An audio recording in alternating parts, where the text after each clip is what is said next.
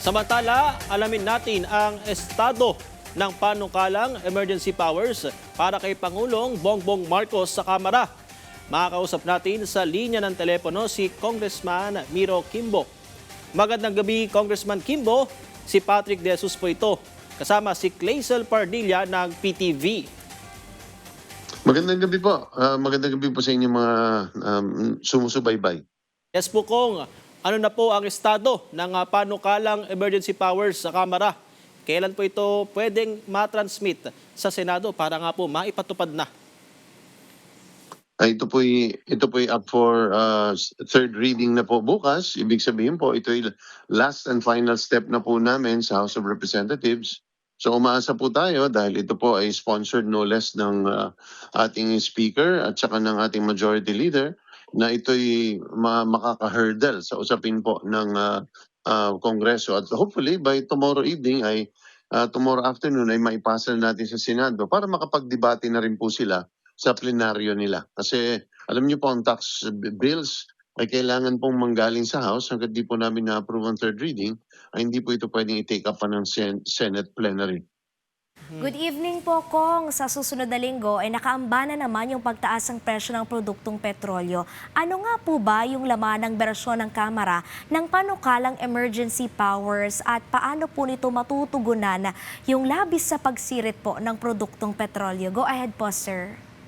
Well, ang pangunahing magagawa po nito ay ang pagtanggal po ng excise tax na ngayon po ay nasa 10 piso kada litro at kung ito po ay unleaded, 6 na piso po pag diesel. So itong malaking kontribusyon at hinihingi ng ating Pangulo para natin mapareduce talaga ang gas prices. Ano po? So hindi ito tanging solusyon, marami pang iba, pero this is right now the fastest and most effective at the moment.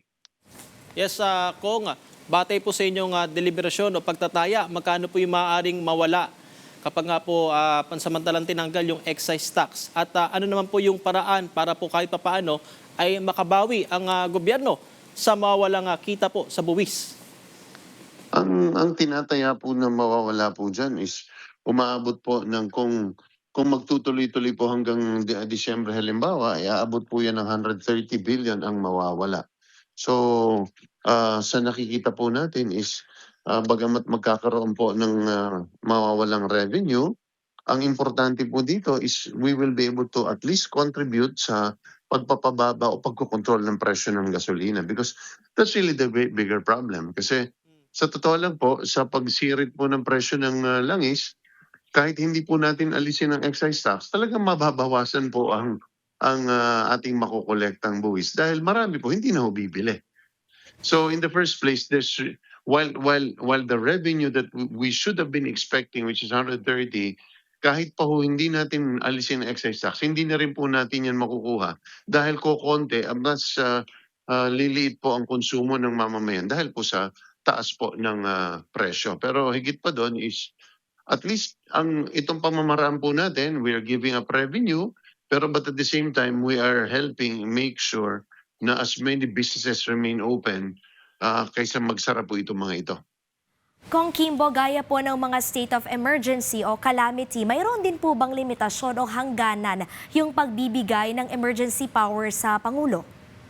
Po, dahil ito po ay delegated power galing sa Congress, hindi po pwedeng lumagpas ng 6 na buwan ang kanyang pagsususpinde. Although pwede po ito i-extend ng Kongreso, ay hindi po pwedeng lumagpas ng total accumulated period na 1 year. Hindi na po pwedeng ganun kahaba.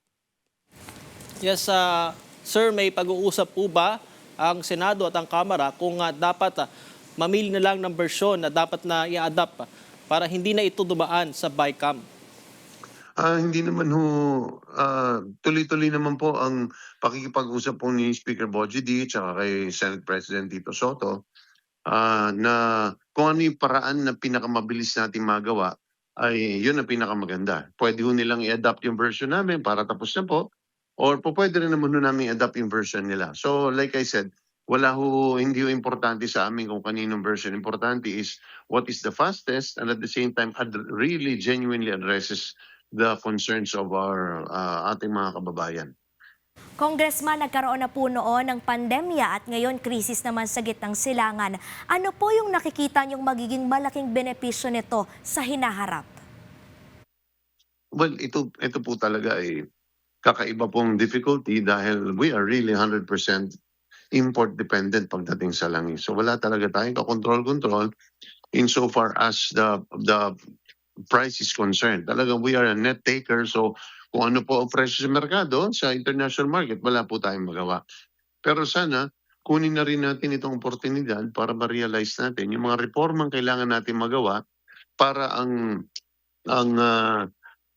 industriya ng petrolyo ay mas maging mas kaya nating manghimasok, mas kaya nating makialam pag pinag-usapan ng gobyerno, lalo pagdating sa presyo.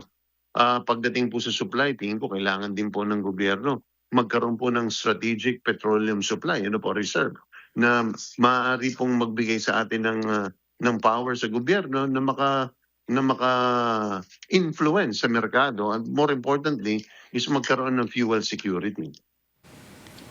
Congressman Kimbo, mensahe na lang po sa publiko at yung assurance po mula sa Kamara dahil nga po tuloy-tuloy pa rin po yung pagtaas ng mga presyo ng bilihin, partikular sa mga produktong petrolyo.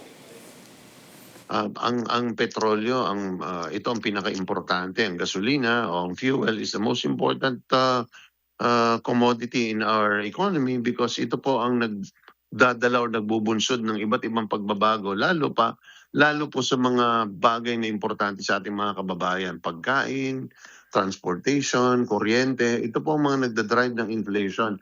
At lahat po yun nag-uugat sa presyo ng gasolina. So, ginagawa po ng pamahalaan lahat ng kanyang makakaya para po ito makontrol at para po ito mapababa. But unfortunately, hindi po tayo gumagawa ng sarili nating langis. So, nagiging dependent tayo. So, sana pagsama-samahan din po natin na ipagdasal na magkaroon po ng kapayapaan sa gitnang silangan. Okay, maraming salamat. Congressman Miro Kimbo ng Marikina, 2nd District.